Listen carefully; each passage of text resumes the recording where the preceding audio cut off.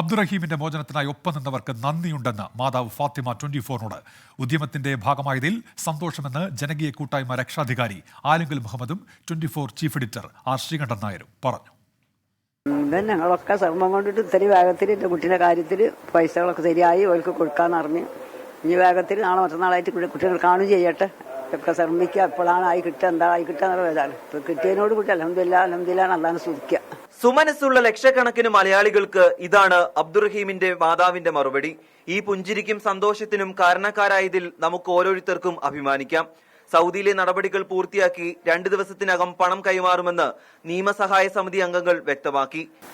തുക എത്രയും പെട്ടെന്ന് കൈമാറാനുള്ള നടപടികളുമായിട്ട് മുന്നോട്ട് പോവുകയാണ്. അത് ബാങ്കുമായി സംസാരിച്ച് 2 ദിവസത്തിനകം തന്നെ ഈ തുക കൈമാറുന്നതുമായി ബന്ധപ്പെട്ട തീരുമാനം എടുക്കുന്നതായിരിക്കും. കേരളത്തിനെതിരെ ആക്ഷേപം ഉന്നയിക്കുന്നവർക്കുള്ള മറുപടിയാണ് 34 കോടിയെന്ന് ജിഫ്രി മുത്തുക്കോയ തങ്ങൾ. ഉണ്ടല്ലോ, അത് നമ്മളെ പൂർവികർ ഇവിടെ നിലനിർത്തി പോകുന്ന ഒന്നാണ്, നമ്മളിലേക്കൊക്കെ പകർന്നു തന്നതുമാണ്.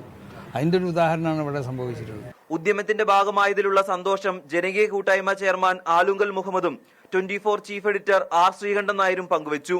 മലയാളികളുടെ സ്നേഹം, ഇത്തരം കാര്യത്തിലുള്ള ഐക്യം, ഇതൊക്കെയാണ് ശരിക്കും ഒരു റിയൽ കേരള സ്റ്റോറി ആയിട്ട് നമ്മൾ എടുത്തു പറയേണ്ടതും എടുത്തു കാണിക്കേണ്ടതും.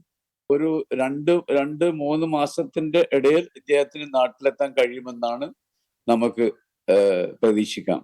നമ്മുടെ 24ന്റെ ചെയർമാനും അതുപോലെ ഈ സഹായ കമ്മിറ്റി ജിദ്ദ കേന്ദ്രമാക്കി രൂപീകരിച്ചുള്ള സഹായ കമ്മിറ്റിയുടെ ചെയർമാൻ കൂടിയായ ആലിങ്കൽ മുഹമ്മദ് ഒരു രാത്രിയിലാണ് എന്നോട് ഇത് പറഞ്ഞത്. അപ്പോൾ ബ്ലഡ് മണിയായിട്ട് 34 കോടി രൂപ കൊടുത്താൽ മാത്രമേ അദ്ദേഹത്തിന് പുറത്തിറങ്ങാൻ കഴിയൂ. അത് 24 ഒരു കടമയായിട്ട് ഏറ്റെടുക്കണം എന്ന് അദ്ദേഹം എന്നോട് പറഞ്ഞു. അതിനുശേഷം നമ്മൾ ഒരു ശ്രമം നടത്തി ലോകമെമ്പാടുമുള്ള നമ്മുടെ പ്രിയപ്പെട്ട പ്രേക്ഷകരും മലയാളി സുഹൃത്തുക്കളും ഒന്നായി ഒരു പുതിയ ചരിത്രം നമ്മൾ എഴുതുകയായിരുന്നു. 3.5 മാസം കാത്തിരുന്നാലും അബ്ദുറഹീമിനെ ജീവനോടെ കാണാമല്ലോ എന്ന ആശ്വാസത്തിലാണ് കുടുംബം. 24 കോഴിക്കോട്.